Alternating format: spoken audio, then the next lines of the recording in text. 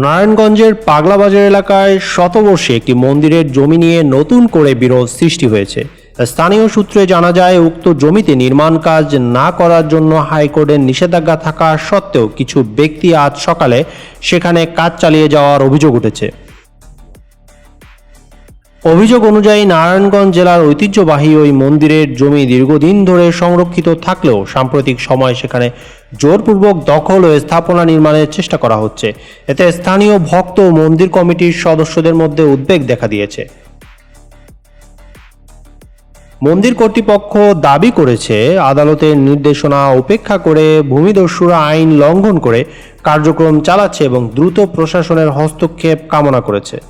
এদিকে ঘটনাস্থলে উত্তেজনা বিরাজ করছে বলে জানা গেছে।